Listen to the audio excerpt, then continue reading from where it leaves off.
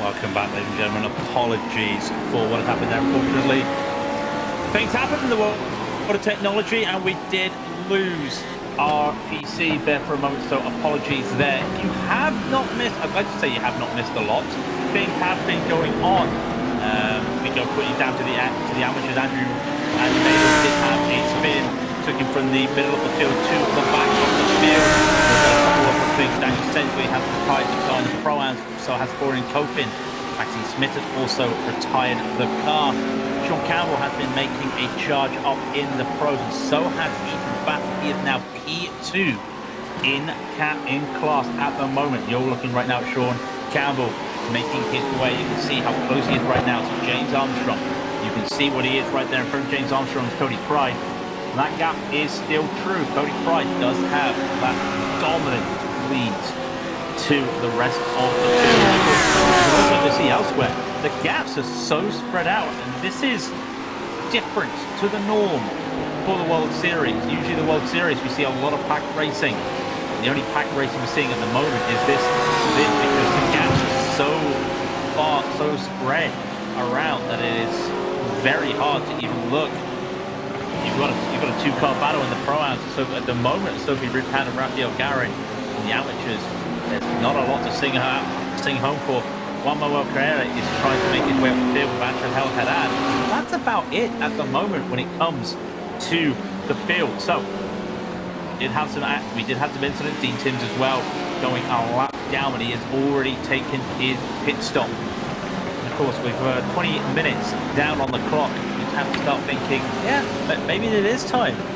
Maybe it is time for bringing in your pit stops and bring in that strategy. Remember, it's 2 mandatory pit stops in the Race Anywhere World Series, so it's all about saving those times. See the dust in the gravel getting thrown up there from James Armstrong as he's got the full Sim Racing of Cody Pride in front of him. It's nice to see orange numbers on that timing tower. Less than a second is half a second, sorry, is the orange numbers. Yellow numbers is less than a second. I always tell people, make a mistake myself. Armstrong there in that little gap there. He's got Campbell right behind us. They come out of the Moss S into the Atworth curve. Can he make a move coming out the curve here? You'll see the DRS signs. I wish. It would be hilarious if the GT car's going to have some DRS, but at the moment, he's going to have to rely on a lot of speed. You can start to see Campbell deciding against it, braking early, and you can see Armstrong went for a move there. I think that may have compromised him. Campbell's going to get a little bit closer in this moment as they come out of over down now into Piper, where Fabian lost it earlier on in the pros. What can they do now into the treacherous red plan? Look at how tight the exit is here, straight into Hobbs. Still, they just hold on. Who gets a good run here? 2 more corners in the lap. This is what we were talking about, the tricky section. Don't want to get it off track there. That is a slow down at Mike Knight. If you take too much to the inside. And then last corner, who's going to kick up gravel here? It's going to be Campbell. So what does Armstrong decide to do here? Does he decide to play it safe? Does he go for a little bit of a lift? He goes for the lift. He goes for the lift and just holds on. Campbell behind is just going to be threatening him. And it just makes me wonder, Sean wants to get by. We know usually drivers start to get a little bit racy when it comes to the start of the fuel window, the pit window. And they want to make moves on track as well as making moves in the pit lane. But at the moment, with the pace of Jesse Jones at the moment, what can they do? And you see Campbell again, he's got a really good run. And Armstrong's having to defend this right now. Armstrong's going to go to the inside to defend, going into the hairpin. And Campbell might just give this away. No, he's going to try and go around the outside, side by side. They go! Is he going to hold on to this? The overlap's not there. Almost was there, but Armstrong cut it off on the exit. And down to the Revolver they go, and Armstrong holds on the first threat. And that really was the first threat of the race so far. Now, 5 places already in this race. Again, with an exit like that, don't think he'll be going and then not using all the late apexing.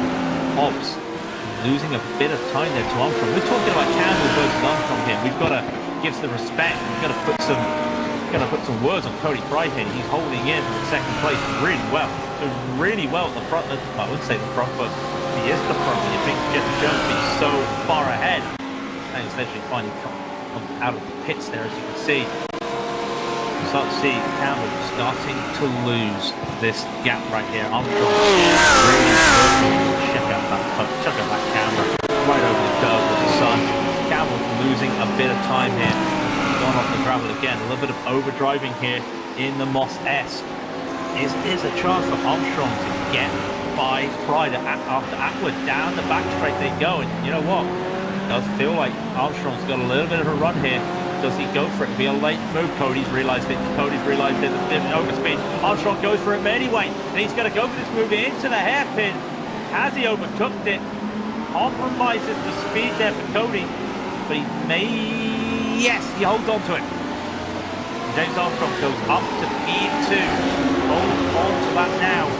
Now he's trying to get away, and if he gets the gravel like that, it's not going to be all too well. Into Hobbs they go again, and that is going to be Pride with the inside. But if he does not make this move work, the inside now belongs to Armstrong. And now Pride, Armstrong, side by side P2. And they continue, still side by side, into Mike Knight, side by side. The overlap's finally gone. Armstrong holds off. Some great driving by both drivers. Get some more talk about that moment. I was talking about the side-by-side action there. If you tried to make it too wide into those hairpins, you've got to make it pull off there, because if you go for that inside on the first one at Redmond, you've got to get it. Hey, you've got to get it done, or you go into Hobbs and you're on the outside. Just there is what we saw. So that is the first salvo. Cody is unable to get back though. Armstrong will take that P2, and now Campbell right behind. As they come to the straight once more. What's going to happen this time? They continue right now. I don't think there's going to be a lot of overtaking right here. I don't think there's going to be any moves from Campbell. Then again, Cody's going to do the exact same thing he did to Armstrong, and Campbell's going to do it. Campbell's going to go for 2! Side by side with Armstrong! Are they going to, is he going to make it? He'll have to go around the outside of Revolver. There's no way. There's no way Sean Campbell can do this around the outside of Revolver. He does not. But if he does not get into that slip, he's going to lose that position he just got from Cody Pride. Holds on to it. Cody's got the inside, but James is defending the inside. And now Campbell's got a bit too wide. Loses out to Armstrong, but he keeps the inside of Hobbs. Holds onto it. He'll take that P3. But he's lost time to Armstrong there, having to make that move. Just getting it a little bit wrong when he went into Redmond. But he managed to hold on, and now you start to think to yourself, Armstrong Campbell, they finally got up to the front of the field. Are they going to be able to make some moves? I can't see Pride competing right now. I cannot see Pride, not at the moment. Maybe just cool the tires down a little bit. He was doing 28s, a couple of 29s as well. Not been going his way at the moment, but the other guys both doing 29s. When you think about it, they've been doing 29s. So it's all there. Cody Pride having some really good times in the clean air, but this is the first time that he will be in the dirty air for the first time since the start of the race. So that is one to keep eyes on. We just have to see if there's going to be any moves from any of these drivers going down into the hairpin. There is not. So we'll get back to that. I always say that though. Campbell, again, he gets that outside line. Armstrong does not get a good hairpin, and Campbell almost having to make the move. I will get to the other classes, but these three guys are just constantly looking at making positions after positions. And I think this is where they're going to be for a little bit longer. Keep looking on though. We do that, let's just have a quick look around the rest of the field, because there is a crash, sorry! Just as I go to the Pro Am, Oscar Coper is in the wall. championship leader loses it at Piper in the wall, and he collects, and this is big. Raphael Garin and Thomas Reitzer in the Pro-Ams got collected. We're going to see a replay. Look at him get loose right there, and nowhere for those two drivers to go. Nowhere for either of them to go. When you think Garin, P2 in the Pro-Ams, that, if there's big damage to the front of that, it's going to be hard. He gets away with it though. The only one with real damage looks to be Thomas Reiter.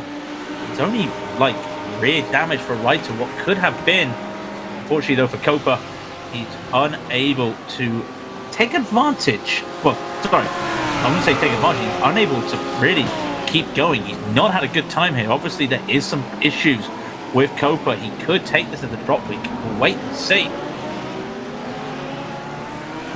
So, as we look onto that, we're going to look at this quick incident here. This is Arshad Al Haddad. Again, the BMW here. Does he take a bit too much? This is down the Moss S by the looks of it, and he comes in to Atwood. The back's going already, and he just loses the back of it, and that will take him away from this. Now these guys are at the front of the well, they are the front, but Jeffrey Jones is currently 7 seconds up the road. They continue to go, and that's interesting. That is Armstrong and Pride both going into the pit. Campbell able to save more fuel. He will go an extra lap. Now, is that the drivers trying to get an advantage here? Are they looking at hopefully getting an undercut? Well, with Sylvain Dupuis also coming into the pits as well for the pros, maybe not. Again, we'll keep our eyes on what's happening there. Meanwhile, you can start to see in the Pro-Ams, they started to take their own pit stops. Michael Paterman currently leading the amateurs as well. It's been pretty quiet for Michael all race. He has been there at the moment, just casually enjoying himself. We've been going around, and Elvin Kelberg just, again, the moment the race started, he got off quickly and he went on. Kelberg taking over at the lead. Now, Cody Pride has not been able to make the jump on James Armstrong at the moment. So, to me, that says that they took full fuel. But the issue that Pride's got at the moment is there's Michael Paterman, the amateur leader, right in front of him. And that is not what he wants to see. Because if Paterman doesn't have the same pace, he's going to get held up for a little bit from that amateur driver. I'm not saying Paterman's slow, I'm not saying. We all know there are the different pace speed, the different paces between the three classes. Are we going to see that here? We can see Paterman really on the back of James Armstrong. He's going to use that to get some sort of fuel saving, use that to get some slipstream, start to pull his lead again. All the amateurs have already taken their pit stop apart from El Haddad, as he's still out there at the moment, but he's got Thomas Reiter right behind him at the moment. I'm just as we look at Haddad, currently Michael Paterman leads the way, as we were talking about, for the amateurs.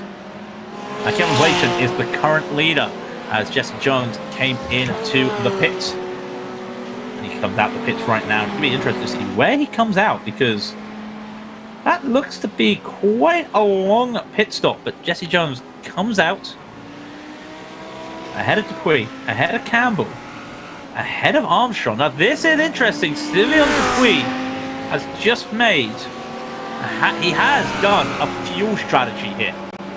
Because we were thinking, Sylvain, why is Sylvain all of a sudden up the order?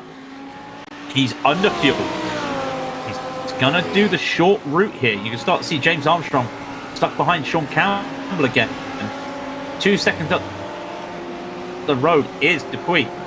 Dupuis thinking about taking that short fuel strategy. Take that short fuel strategy, he might be able to make some moves to see if that will work for him. Paterman's in the pits as well, as you can see on the timing tower.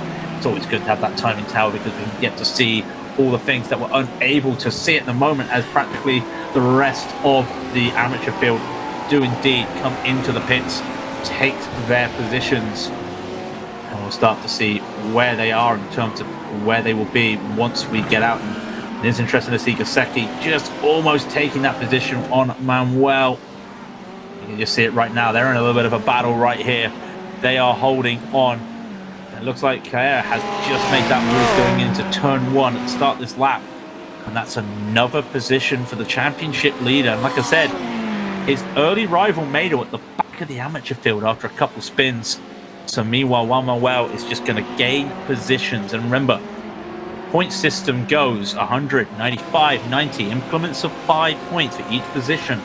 So you lose a couple positions, that's 10 points, 15. And when you get to 15, you start to worry. You start to think to yourself, I hope this can be my drop week. A drop week is going to be crucial for these drivers. Just really got to ask yourself, is this where you want your drop week? And that's going to be the question they'll have to ask them. Some of these drivers will have to ask themselves, because you've got to remember, they go to Donington next week. They go to Spa the week after, Mid-Ohio, Zolder, Daytona, Monza, Le Mans. There are not many tracks in the schedule that scream, I can use this as a drop week. They are all challenging tracks that you don't really see. Kevin Clayton right here. He's having the time of his life, but he's got Alvin Kelberg, the Pro-Am leader, right behind him.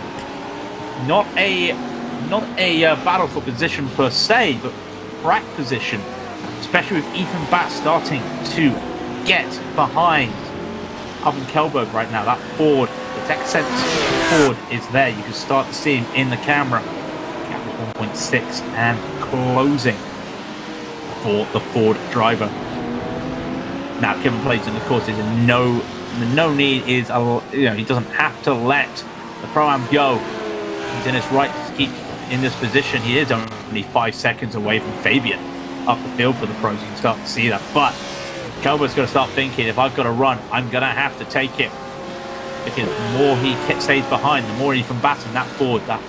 Every time I say it, it sounds scary. But there is a way he's got that Ford going. And you'll start to see what he can do. Now, El Haddad, it's not going well. Oh my word. That's a car that's not happy. That's at Williams, and the car just snapped.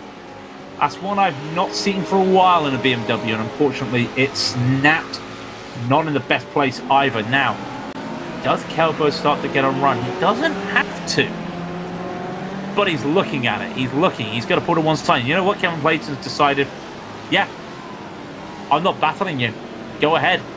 Will that allow Kelbo to just start pulling away from Ethan Bass? That's going to be what he needs to see. We'll keep our eyes on that. Like we're keeping our eyes on Campbell and Armstrong catching up to Sylvia and Dupuis. Very crucial for these guys if they can catch up to Dupuis. Will this short fuel stop work for Dupuis? That's the question. He spent 6 seconds less in the pit from my calculations, and it is starting to show what those 6 seconds mean, because Campbell's now started to pull away from Armstrong and catch up to Dupuis. So if he can get past Dupuis quickly, he doesn't bring Armstrong back into the race. It's going to be very vital. If he can just keep that going, keep that gap, you may be able to hold on there. It's not going to be an RSR 1-2 today. It's going to be 1-2-3. Sorry, it's going to be a 1-2. Even Basto, it's going to be a 2. We always talked about, are you going to be on the podium? We didn't know this week when it came to Okayama, but the master of the Ford, as you could almost christen him. No offense to Fabian. Ethan really working on this, really finding the ways to go. Can he make the move he has to around Kevin Clayton? He's nowhere near. And if he's nowhere near, well, Kevin doesn't need to let him by. So Kevin's just going to have to keep him there. But the key thing is the gap stays 1.5 seconds to Alvin Kelberg. He's not losing time to Alvin Kelberg, which is all important. Manu, unfortunately, did start very well, but is not having the best of times. It's Cody Pride just getting caught out there in the pit stops, and now he's at the hands of Lewis Ward. Lewis Ward right behind him. What he start to do to go, we start to see Kaseki here. He's going to have, that's not where you want to spin. The rear wing is bent, the nose goes in. It's a good thing that's not a front engine car. He would be struggling. But Cody Pride He is doing well in the Porsche. Let's give him credit. We know what he's like in the Porsche. He likes this car. It suits his driving style. Did very well in the Pro-Am last season. He's doing well in the Pro at the moment. He's currently sitting P5. Even that still stuck behind Dupuy. And hello, this is El Haddad battling with Madel by the looks of it. And managing to get that move. No, Madel holds on. Madel taking the inside line and holds onto it to El Haddad. Start to see there are lap cars trying to get by them shortly, but this battle is so close at the moment. Madel knew that he had to hold that inside going into hairpin. He did that. You can start to see these cars. They're having their little battle here, and you can start to see there it is. There's Dupuy, there's Campbell, there's Armstrong, and they're all now starting to think, "You mind, lads? We want to get going here." But Madel holding on.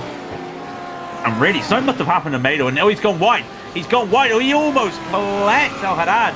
That could have been nasty. Keeps the car safe, keeps the car clean. But that was tight, and that's just a characteristic of BMW at the moment, with a little bit of oversteer. Just hard, understeer, sorry. Just hard to get going. So that is a shame. Well, it's not a shame for this driver. Even Bat, he's able to get by. Now, he's able to get by Platon. And now he has been released. Can he catch up to Kelberg? He lost half a second. He's trying to make it up as he goes. Gap now 1.8 seconds with 33 minutes left in the race.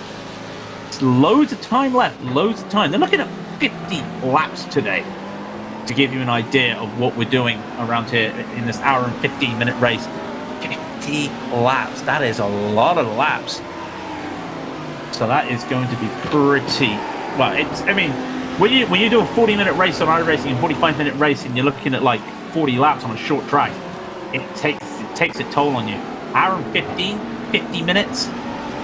That is going to be, you know, that is a challenge, especially on a track like this. It's a quick track. It's a short track. Even though we know it's 3.7 kilometers, you can just start to see the pace. You know, 130s in a GT, you know, it's quick times for these GTs around here. You're looking at 130 at Red Bull, and you're looking at 130 at other small tracks. So that is what we're seeing at the moment. Mr. Puig is now starting to get caught by Campbell here. And Campbell, thanks to lap traffic, he's able to just hold on. He's able to just keep that gap from Armstrong at the moment. It's 2 seconds between the two of them. You can see in the timing tower. Dupuy is catching as they come down the Moss S into Atwood. This might be Campbell's first chance to make this move.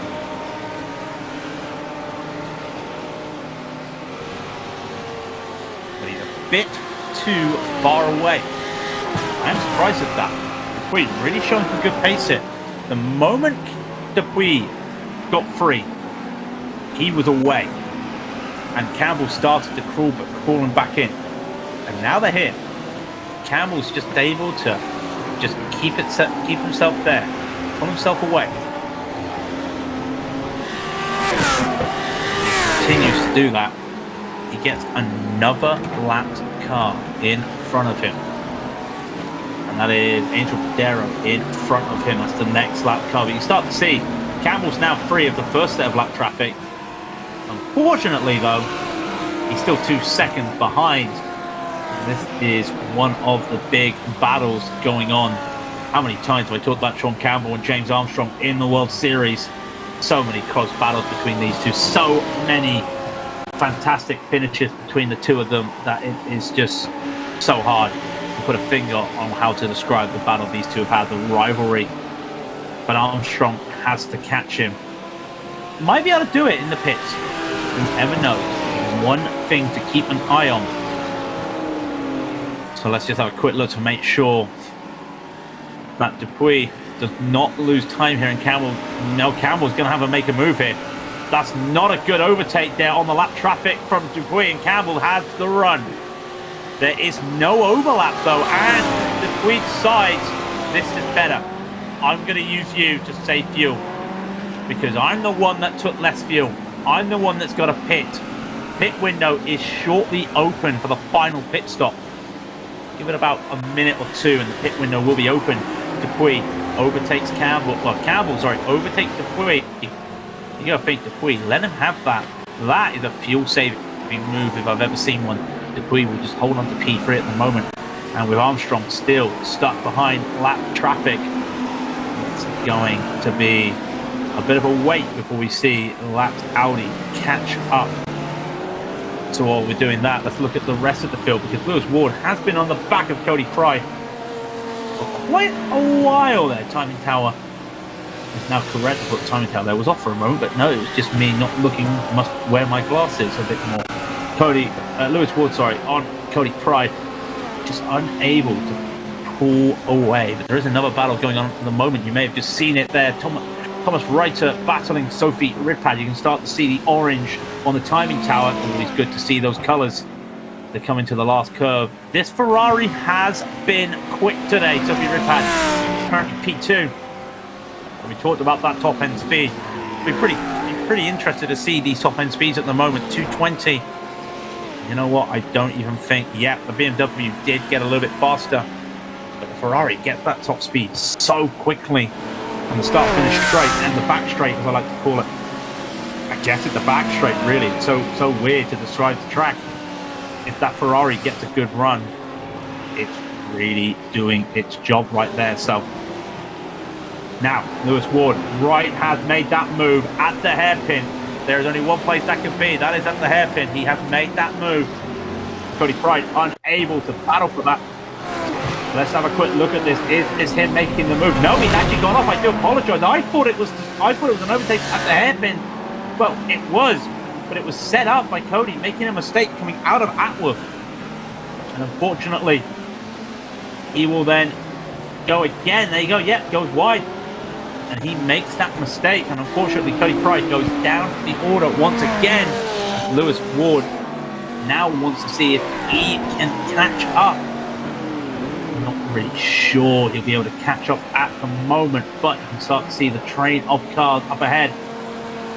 There's the train there. They are trying, and they are going to hold on, I think is the right word, to go back to this Reiter and Ripad. And start to see Reiter really struggling right here. That dirty air with those final corners really holding him up, and then this Ferrari with the speed.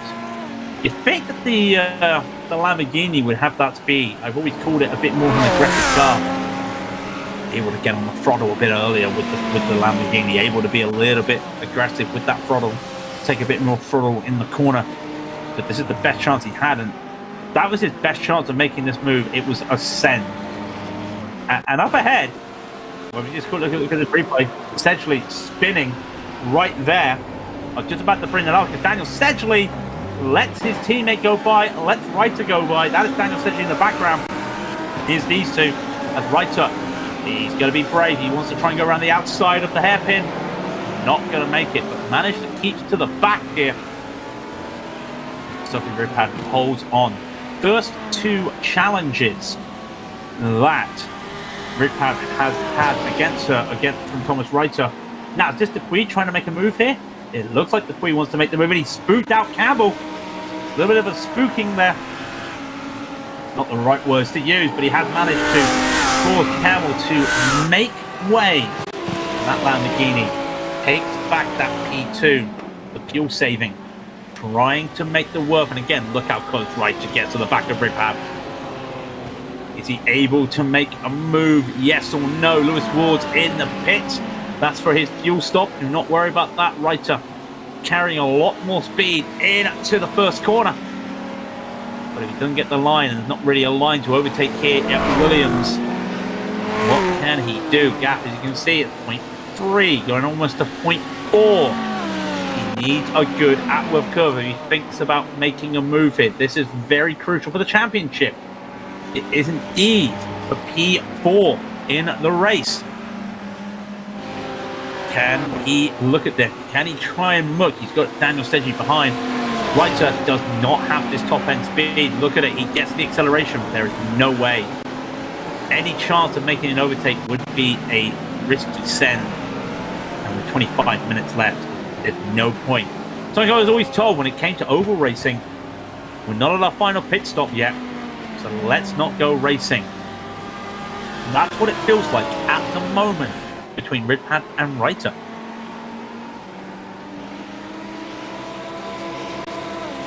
Back to the point. He's starting to look the pull ahead of Campbell. He might be. Now, why? Well, there's a pretty good reason for that. Dupuis, doesn't have the fuel. He took less fuel. Speaking of people who are just coming into the pits, by the way, Reiter's just coming into the pits. Could not get past Ridpad. Decides to go for an undercut with 25 minutes left to go. Expect Dupuis with 6 seconds left in the pit stop. That comes out, my maths is right, comes out to about 2 laps. I want to say 2 laps less. So expect Dupuis to pit within the next 4 minutes. Would I say 4 minutes? You try and do maths on the spot, and that's what I get. I'm thinking next 4 minutes we might see Dupuis. Andy Mado has had a roller coaster of a race.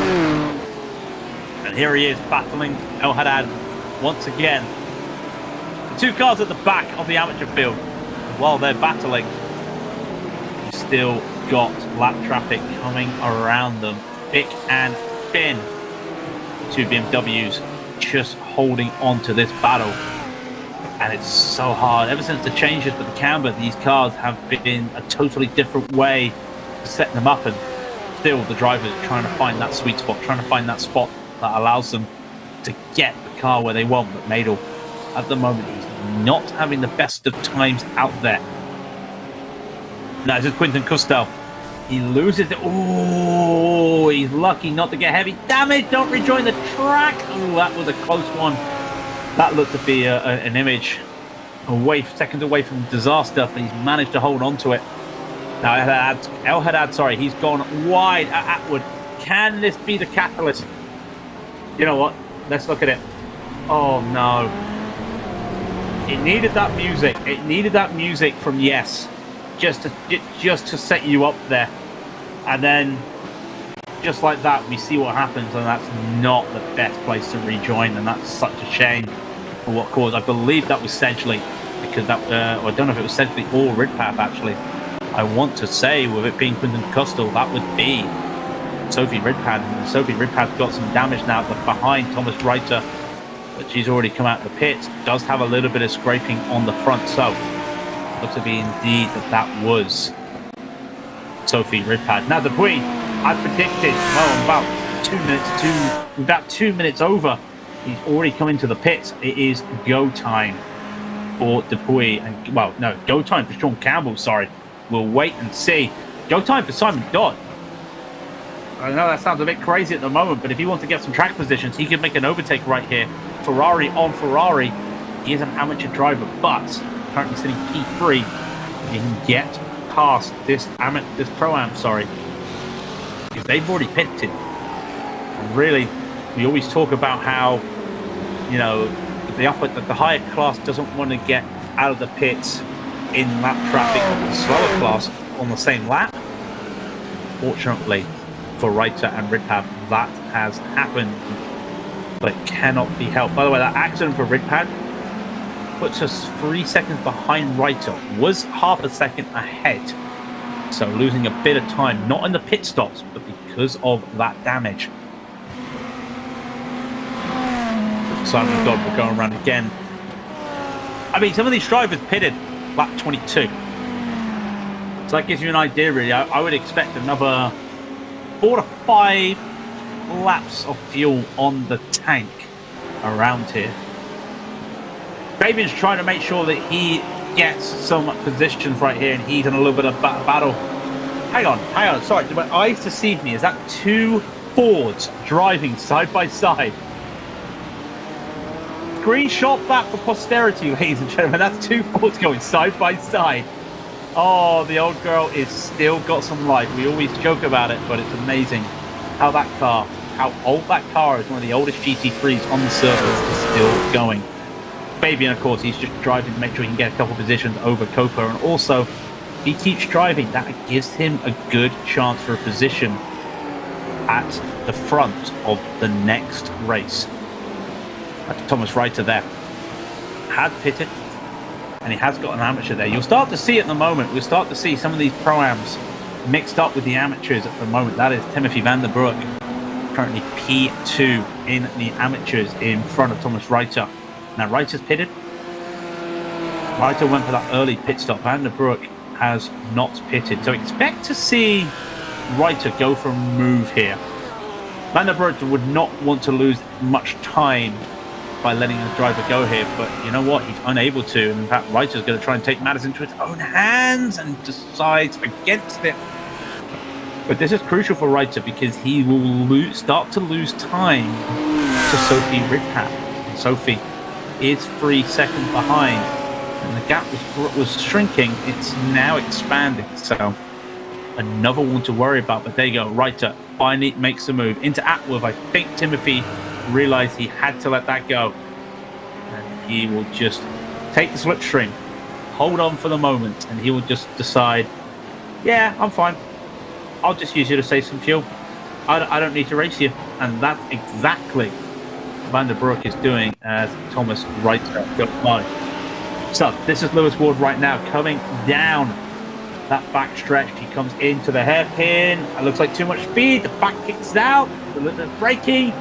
Ooh, and almost collects the car there, and almost collects another car, and he's right on that apex. Worst place to be if you spin. Manages to keep it away though, but what time has he lost because of that? That is such a tough one, because now he was in a battle with Dupuy. He was in a battle elsewhere. Lewis Ward will go down the order. It allows Fabian actually to get a position back. All-important position in terms of the championship for him. Sean Campbell, James Armstrong, while we've been looking around the field, they have not stopped. They haven't pitted yet either, to be fair. They just kept going like this. It does make me wonder which of the two of them will get the advantage in the pit stops. On paper, it is Armstrong. But I think Campbell may have a couple of tricks up his sleeve. We know what he's like. Every time I see that wing on Fabian, he's got the Scottish flag there, and it looks like it's a curved wing. That's very interesting. Madel goes wide at the final corner. Hold it! And holds it. Good little save. El Haddad comes into the pits, and they're on different pit strategies at the moment. The two guys battling at the back of the field. Back to Campbell. Back to Armstrong. Now you see that gap is only yellow. Remember, anything less than a second, that number's yellow. Anything less than half a second, it's in orange. So it's a very spread out field tonight. And you're starting to see the implication for the spread out field that now the important battles like this one just mean more. And with everybody in different situations, in different track positions, around different classes, you can start to see why it's crucial. As we just see, Marshall Caverd does take a pit stop, puts Thomas Reiter up into P4. He's already done that pit stop, of course. Now, who's going to blink first out of the pros? That's the question. Again, if we're talking on paper, that's going to be Campbell. Doesn't matter about Jesse Jones. As we just got to keep looking, it's fantastic to see Jesse Jones constantly up ahead. He had that victory last week. Looking to go 2 for 2 if he can, but anything can happen. We can always show that he kind of locked in to that victory last week. However, if the victory's there, you take it. So that is Jones looking to go back to back into race night. If you join us with 16 minutes left to go in this race, we're still on the second and final pit stop rotation. You currently see we started with 32 drivers. We lost a few drivers. Oscar Copa with some hardware issues. Daniel Sedgley having a bit of a spin. Harry Wills also having some incidents. Dean Timms as well. Raphael Garron and Maxine Smith, they had some issues. McFlooring, Copin came together. Werner S had an early crash as well. It's been an eventful race. At the front of the field, Jesse Jones managed to get the lead early and take it. Sean Campbell had to work his way up the field. He's done so well that he's unable to catch up to his RSR brethren in Jesse Jones, as you can see. Since really the 10th minute of this race, he has been locked in a battle with James Armstrong. When it comes to the Pro-Ams, it has been the Alban Kelberg show once again. Dominance from Kelberg. You start to see that is, it says 30-second gap. Remember, they're in pit stop rotation. Kelberg yet to pit. The drivers having spins everywhere around the track, including Fabian Scheisse, who unfortunately did have a spin or two in the pros earlier. For the amateurs, it has been a pretty straightforward from Michael Pannerman. Simon Dodd, Timothy Vanderbroek have tried to catch up to him, as you can see. Unfortunately, it has not gone their way. There have been moments around the field, and Madel having a couple of spins. Also, Haddad having a couple of spins himself. Sophie Rigpad, by the way, in the Pro-Ams, started that battle once again with Harry Wills and also made a couple of mistakes. So this has been a track that has claimed a lot of people here. You could say a lot of it is the inexperience here. Remember, it's a free track on iRacing, so it's in a lot of the lower series that iRacing provides. Some of the other upper ones, you seldom see this track. Made its debut in IMSA last season on iRacing, and usually once a year gets put in the VRS schedule. It has been seen recently in the Ferrari Fixed Series, and of course it is known because it's a free track for the rookie Mazdas and the Formula V. So a lot of these drivers, they have an idea of the track. Driving it in the GT3, I think, has caught some of these drivers out today. So with 13.5 minutes, this is the key battle. When the pit stop rotation is finally finished, we'll give you other key battles. But here, this is the main one that is being decided on track and not just in the pit lane. Campbell holding on now. The last few laps, 28.943 for Campbell and a 28.837 for Armstrong. It has been some good racing by both drivers, but Armstrong really getting in there, just constantly in those mid to mid high 28s. And Campbell, he's got the pace, but he's unable to start to pull away. Once he got by Dupuis, who took that he took that interesting short and long fuel strategy, the only one of the pros to go off the beaten track and take his own track. And it's kind of worked for him. We'll know when Campbell and Armstrong take their pit stops, which I'm starting to think is now or in the next 2 laps. On lap 42, they pitted 22 and 21 respectively. Are either of them going to make a pit stop here? We'll wait and see. As Simon Dodd now continues. That is Sophie Ripad in front. And as I was saying, that Campbell does indeed come into the pit. Campbell into the pit, and there's been an accident. Armstrong spotted the last corner. Armstrong at the last corner is in the wall. Armstrong, heavy damage in the wall. We're just watching. You see on the front, we'll get that replay. It looked like he realized the situation and he had to push. And he caught the grass, got the throttle down. And that, unfortunately for Armstrong, he's still running. But the time he lost, that is going to be a killer for Armstrong. Campbell will come out. Where is Campbell going to come out here? He comes out behind Kevin Clayton. Kevin Clayton has yet to pit, but he's still ahead of Dupuis. In fact, 9 seconds ahead of Dupuis. That is the pace Campbell has had over Dupuis. And of course, he's then 10 seconds over Cody Price. So there is that battle between Dupuis and Pride. Apologies then. Sorry. That battle between Dupuis and Pride, you can start to see, is going on. Amateurs have got some battles going on in the pit lane. It's going to be a pit lane battle between Vanderbroek and Simon Dodd. And Quinton Custell. Now, he has. Now, that does look, you think to yourself, that's a battle there on the timing tower, between Quinton Custell and Ethan Bass. I'd like to let you know that Custell has yet to pit. Ethan Bass has pitted. Now, there is that accident. You see, he caught the tyre barrier just But look at the damage at the front of that car, and look at the time he lost just catching the grass on the exit. And now he comes into the pits. P2 might be lost for Armstrong after what happened. Where does he go? Already, Clayton goes by. He's yet to pit. There goes Campbell. Campbell's by. Now, what about Dupuy? Can he get ahead of Dupuy? That's gonna be a big one. 4 seconds in the gap. Armstrong. Yep. Ooh, it's gonna be a battle off the start line between Dupuy and Armstrong. He gets by. Fabian still pitting. So that's the battle that we have to keep an eye on right now. Dupuy and Armstrong. Armstrong cannot afford to lose more positions after what happened last week. Another mistake today. Has that cost him? Armstrong needs to make sure he holds on to this P3. But Dupuy right behind him. That is a healthy Lamborghini against a wounded Armstrong. And I've got to be brutally honest. When I was looking at Campbell entering the pits, the impact I heard, I thought I heard an engine go pop on Armstrong. And I thought for a moment that was it. And when I realized it was a head-on collision to the wall, I knew that wasn't an engine.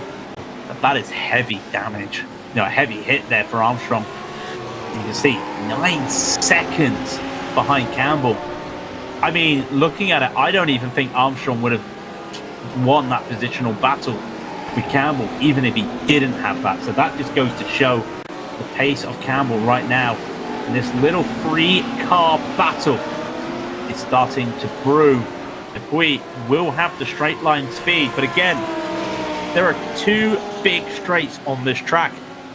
Start-finish line, which they're coming up to right now, and that backstretch after Atwood. And look how much curb and how much gravel these drivers are starting to take. They're really struggling out there at the moment because they're pushing hard. The track temp, 30 Celsius, 86 Fahrenheit, has gone a little bit warmer out there, and it is really starting to pay dividends. The tires are starting to give way. What can they do? Armstrong has to hold on here. Can Dupuy get a good run as they come out of Atwood?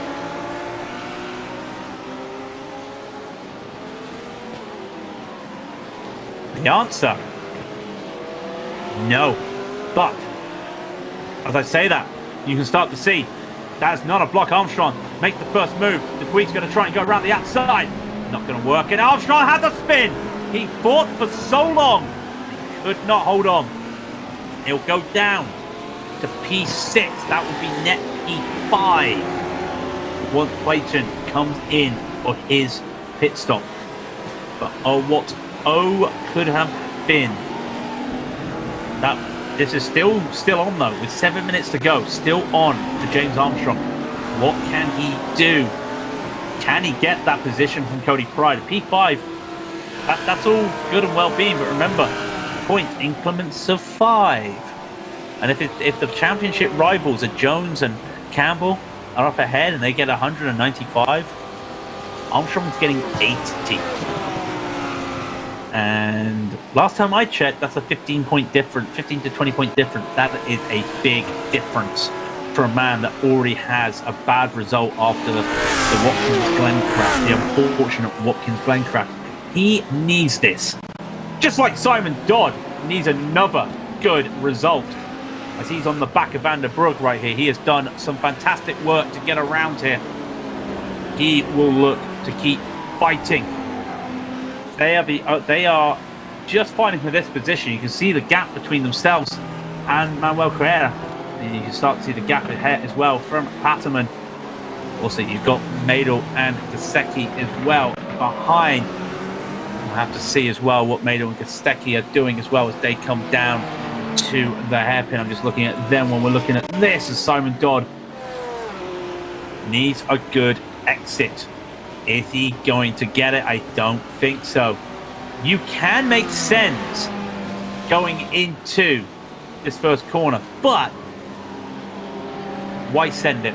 Why send it? That is risk with little reward. There goes Clayton, by the way, in the pit. Finally, Clayton is in the pit. It's all good. I want to also, we won't bring it up yet, but keep your eyes on that tower with Kelberg and Bass, that number may start to drop.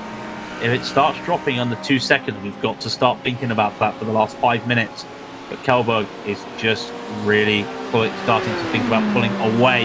We're about to see an overtake as well in the amateurs. Andrew Madel get that P5 as I was watching it just here through watching Simon Dodd. Andrew Madel managed to make a move to Kosecki. It's a little bit wide on the final corner. That's one move as well. You'll see it in the timing tower. Madel will be pulling away if he can. Simon Dodd needs to try and get around Van der Broek here. P2 would be fantastic for Simon Dodd if he could get it. He gets really tight there as they come around Hobbs. Can he do anything here? If he gets a run at Mike Knight and gets it going in the last corner, but the last corner, how many people has it caught out today? And as I say that, almost captures another one out. Simon Dodd gets the run, and this is what he wants right now, side by side with Van der Broek. I don't think Van der Broek can even compete with this. He's going to. They go side by side, but he just goes in a bit too deep. Simon Dodd goes up to P2. They also have Jesse Jones behind. Jesse, being respectful, knows what's happening right now, but he also needs to make sure that he does not lose any time. Will he make this move on to Van der Broek? He does indeed. That's not going to be good for Timothy. Such is the nature of multi-class racing, even though it's the same class. We are in different categories here. Such is the nature. He'll get the slipstream from Jesse Jones, but he is starting to lose out to Simon Dodd. That gap now, 1 second between the two of them. It's not the best time to lose, but at the same time, Jesse Jones will look to try and make a move himself. So again, that gap may close. You'll see it on the timing tower. This one you don't see, but we do manage to keep our eyes on it. Kevin Clayton and Lewis Ward. Both drivers have been in the wars today.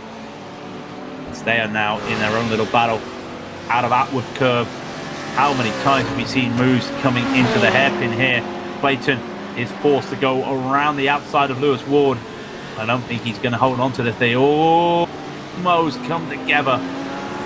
He's able to hold on to it. Lewis Ward taking really the only line you can do around that corner, around that hairpin. We've seen it so many times here. And if you know that you can do this, you can hold on. Now, Oscar Copa, it's just gone bad to worse for Oscar. Championship leader again clips the grass at the Moss S, and he goes and he toes, and I think that might be it. Now that's crucial. If he does not finish, he will have to start next race at the back of the field, which is not what he needs. That is why we saw the likes of Ward, Fabian Scheite. Fabian had damage, kept racing, and because he kept racing, he's going to get a decent position for the start of the next race. But for Copa, that's him at the back of the pro field for the next race. You will have to think that this definitely is his drop week. It's a shame it's come now, this early in the season. Like I said, with all the different races, with all the different racetracks, challenging racetracks on the field. Remember, Donington next week. A couple of weeks we go to Mid-Ohio, and then we go to Zolder. They are not easy tracks for overtaking all moves. Just like Kevin Clayton there, he could have made that move. Did not have the confidence, decided to just hold on. As we almost wind down, Jesse Jones will start the white flag. We are 1 lap to go. Jesse Jones will just hold on. In theory, it should be pretty straightforward. What this does mean, though, is Michael Patterman, he's the only amateur on the last lap. Patterman looks to be winning the race 10 seconds up the road. Kelberg, I told you to keep an eye on this. Kelberg now has got Ethan Bass behind him, 1.5 seconds. But he's able to get by James Armstrong. He's able to just get some gap between him and Ethan. It's going to be all too close. That 12 seconds is going to be vital between Patterman and Don. Like I said, Patterman is 9 seconds up the road from Jesse Jones. He will just have to drive around. He will take the win. If he does not get lapped, he will take this win with no problem in the amateurs. But the eyes are on Jesse Jones. I know it says Jeff Jones. He's Jesse to me. This is the track that he should know all too well from his Ferrari fixed days. Such a good driver. He's proved it once again. One more corner. It's been faultless today for Jesse. He wins today. And Okayama is back-to-back with the RSR driver. And behind him will be his teammate. Sean Campbell's just got one more corner to go. He just takes it easy. He will also take home a P2. And Dupuy, this is the one we got to talk about here. The short pit. What that for Dupuy? He takes the P3. What a P3 there for Sylvain Dupuy. Kjellberg will come across the line right now for the Pro-Ams. He manages to hold on a late charge from Ethan Bass. Fantastic for him as well. And Thomas Reiter will take that P3 overall in the Pro-Ams. Now we know who's come P2. We know who's come P2 in the AMS. It is Simon Dodd. We know Timothy Vanderbroek has taken P3. Michael Paterman is going to be one of the last guys to finish a lap here. He's only got a few more corners left to go. There's Sophie Ridpad. A very well done P4 there for Sophie Ridpad. But Michael Paterman will be one of the last drivers to cross the line. And he will take a convincing amateur victory there. Brilliant work. We'll just see the last driver on the lead lap is Mitchell Marshalkova. The field is finished. 15 cars on the lead lap overall. But for a race that had a lot of gaps on it, there was a lot of action going on. Again, apologies for what happened with our disconnections there. The amateur, of course, Michael Paterman leads everybody by a lap. That's right, one whole lap. And you can start to see now for the rest of them. We'll just go through. Remember, white is your pros, blue your pro-ams, red are your amateurs. So you can start to see the mixtures there. James Armstrong there, just having a little bit of a getting caught out there. So did Fabian, Lewis, and Kevin, all getting caught out there. Really, the pace of Kjellberg and Bass, even with the mistakes for the back of the pro field, was just too good for some of these drivers. So you start to see as well some of those drivers just making their positions up there. Paterman as well leading off. Simon Dad, Vanderbroek, Juan Manuel Carrera. Carrera, really, that P4, crucial for his championship. He was leading the championship. Hopefully he's able to try and claw some of those points back from having to start at the back of the field. Same ready for Sean Campbell as well in the pro field, and for Kjellberg as well. He's going to make up some really good places. Chmielewski did not race this week, so he will take that as a drop week. But for Raphael Garin, definite drop week. And for Daniel Sedgley, when you look at that as well for them, as is Harry Wills. So the championship for the Pro-Ams is going to look a very, very weird after this week when it comes to some of the driving. Now, we do have interviews quickly. We do have Simon Dodd just popping in for what I feel is, I would say, a well-deserved finish there, Simon. Yeah, that was hard work. A lot of hard work, that. I mean, I was hoping for P5, if I'm honest. And then the start happened, and I gained a few places right off the bat, I think. Came out of the first corner in 4th place, I think it was. And then my plan was, first stint, take it easy, save some tyres for the end. And then I just had to get past whoever it was in P3. I can't remember who it was at that point. So I did that move into the hairpin. And then pit stops came round. That all went nicely. And then the final stint, I had Sophie Redpath in front of me. And she was just a bit quicker than me, but not enough to make a gap. Well, she could make a gap, but then I think she made a couple of mistakes, which brought me back in close.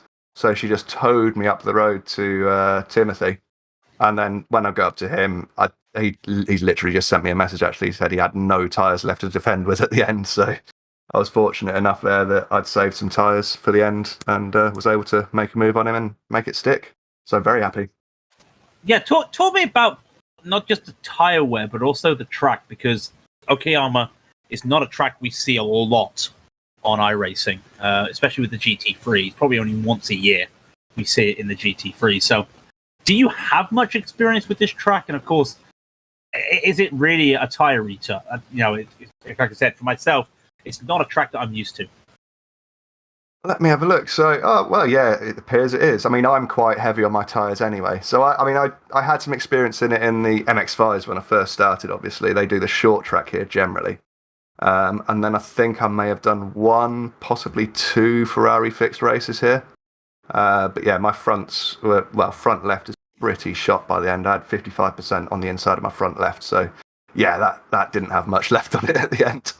But yeah, it seemed to be fine, to be honest. I just kept dialing the brake bias further to the rear as the race went on, and it seemed to keep it all in check, thankfully. So we go to quote unquote your home race because we're in the UK next week. It's Donington National. Yes. Now, what do you know about Donington? Are you looking forward to it? Well, Donington is the only place I've got a race win in the World Series. So there's a little bit of history, yeah. I got my first race win there. It was when we had 2 races, and I think I won the second race of the day.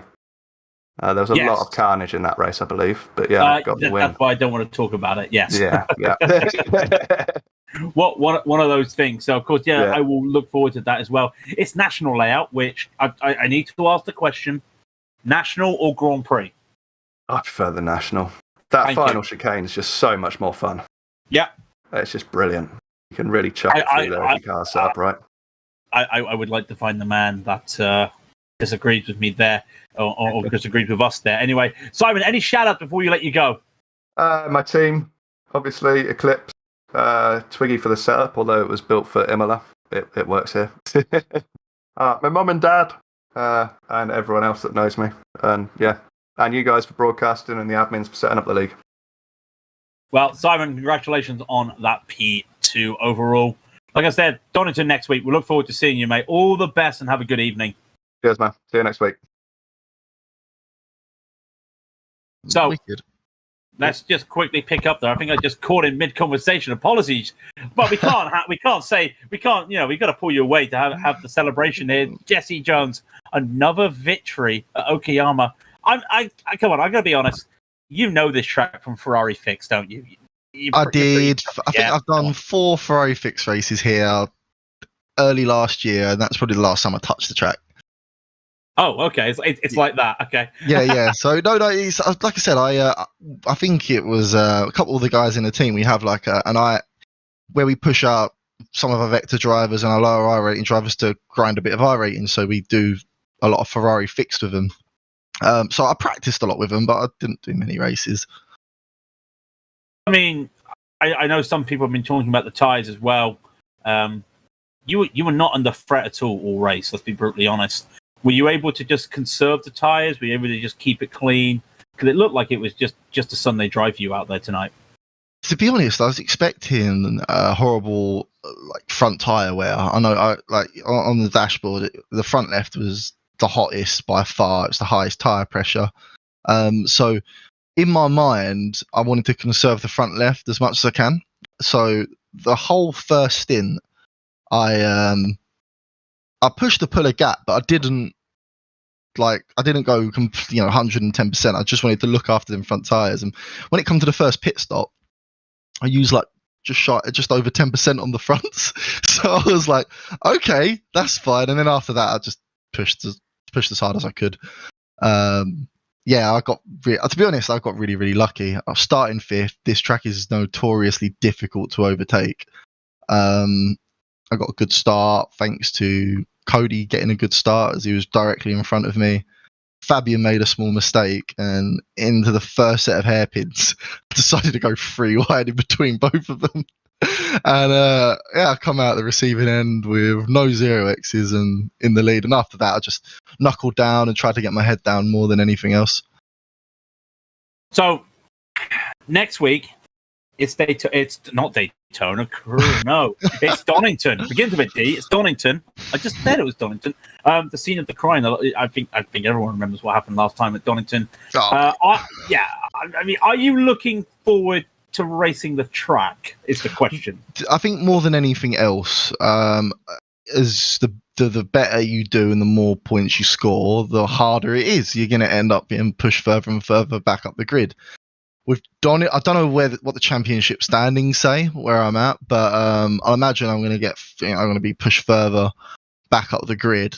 Donington's going to be tough, so I think more than anything, I'm hoping there's going to be a lack of attrition, maybe a few people doing some overzealous overtakes, and I'm hoping for freebies more than anything else.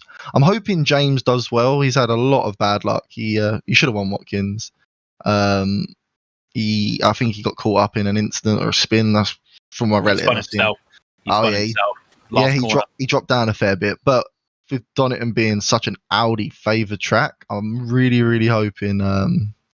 He deserves a good result anyway. He really deserves a good result. So I'm hoping he's going to be at the front. He should be able to go for it. He should do really well. The Audi suits the car down to the T. For me, Oscar and Sean, I think it's surviving Donington is going to be the main one more than anything else. Well, we'll let you have that traumatic survival experience next week. But before that, we'll let you have your shout-outs before you let you go for the night. I think the main one I want to focus on shouting out is Butt Kicker. They've actually given us a new discount code for everyone to use. So if anyone is interested in a Butt Kicker, visit the website and use RSR 2022. All capitals. You get yourself 20% off a new Butt Kicker. I didn't even need to ask you to show you did it yourself. Jesse, thank you very much. Congratulations once again. Another victory. We hope to look forward to seeing you on four wheels pointing forward next week at Donington. Have a good evening, Jesse, and all the best. Cheers, guys. Thank you. And now, just very quickly, let's just bring up one more time Ethan Batt, of course, the man, probably the master of the Ford nowadays, with a P2. Ethan, it looked like you almost had a chance there at the end. I think you ran out of laps at the end there, chasing down Kjellberg. Oh, that was a lot more fun than I ever really expected. I've driven around Okayama a lot, but I had reservations about how it was going to be in this Ford, but that ended up being mega. It looked really good. I mean, I didn't expect the Ford. We always talk about the Ford. Didn't expect the Ford to be very strong here with the combination of high and low speed corners. But it looked to me like you just had it dialed in with the setup tonight. Yeah, this is definitely one of those high downforce tracks. It's actually a track F1 ran double rear wing things, so I put on a high downforce set as much as I could get on it, and the gearbox actually held up really well. It was almost like perfectly geared for the second half of the lap, and after the back straight, I was really surprised, and it was just a good bit of fun. Like, first gear was needed, but it felt perfectly suited, and it was mega fun.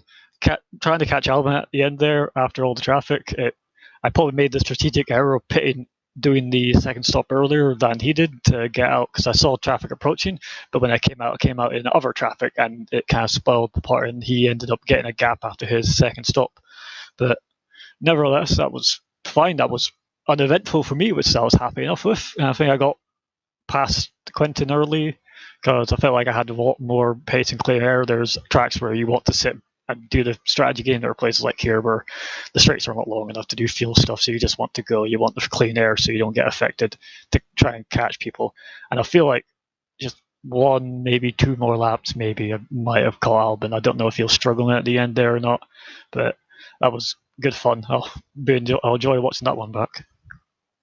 Yeah, it will be pretty good to see. And also, we managed to catch on camera the rare sight of two Fords together. It was almost like a nature documentary, I've got to be brutally honest. Next week is Donington, Ethan. We know it's a very good track for in terms of like how it is. Very tight track for GT racing. Is it going to be a survival battle for you at the back of the field? It'll be a survival, but I don't actually think it'll be too bad. I think the only place that might be of interest is the chicane, but that's what chicanes are. I don't care what car you're in. The chicanes at the national layout of Donington that I believe we're going to race at are always interesting. But apart from that, Donington's a good bit of fun, lots of high speed. There's a lot more passing opportunities there. I feel like you can set things up a lot easier. Getting passes done here was more waiting for them to make a mistake and then getting them on the straight and on the braking. Donington, you can set things up. There's more flow to it, I feel. So hopefully it should be a bit of fun. I don't know where I'm going to be standing wise, but again, podiums will get a championship, and after Watkins, I'm very happy with tonight. And hopefully the same happens at Donington. Of course, we hope as well. Any shout-outs before we let you go? I've got to thank Renville, TechSense, Demon Tweaks, Fight Colour, Cancer Majors Garage, Symphony, and the boys at the Axel Fit Style Squad for giving me the great paint and cheering me on. I know there's probably a couple of people watching. That was a good bit of fun. Yeah, well done, Ethan. It was a fantastic race, and like I said, we were looking at that gap. It could have gone any way there, so it's unfortunate there. A couple more laps, you probably would have had that victory, but a P2 is still good. Ethan, have a good evening and all the best. We look forward to seeing you next weekend. Next weekend. Next weekend. Be interesting if it was a weekend league, but yeah, thanks very much. I'll catch you boys next week. Thanks to Race Anywhere lads for hosting this, and catch you boys later. All the best, Ethan. Thank you very much. Well, it's been another eventful night. Again, we saw James Armstrong, like Jesse Jones was saying, being caught out and unfortunate once again. I think everyone feels for him. That is such a shame to see that happen again. We hopefully see what's going to happen next week when it comes to Donington. Kelberg will take some more points in the league, and he will start to climb up the Pro-Am field. But all the big names outside have started to climb up quietly with P4s and P3s. That is one to keep an eye out for. But it's been another eventful night, and like I said, next week is at Donington. But don't forget, later tonight is the Americas Series, also here at Okayama. That promises to be a one to watch, so keep your eyes to watch that, or watch it on a VOD later. If you like what you see, please hit that subscribe button and the bell to get notifications when we're live and when we've got scheduled races coming up here on Absolute Sim Racing. We hit 500. Let's go higher. Let's double it to 1,000. Shout out to Race Anywhere once again for sponsoring the series, and of course Sim 3D as well for hopping on as well with their stuff. I want to give a shout out again to Steve proudly for the camera working again. Apologies for what happened with the technical glitches at the start of the race. I'm glad and hope that you were able to keep watching, ladies and gentlemen.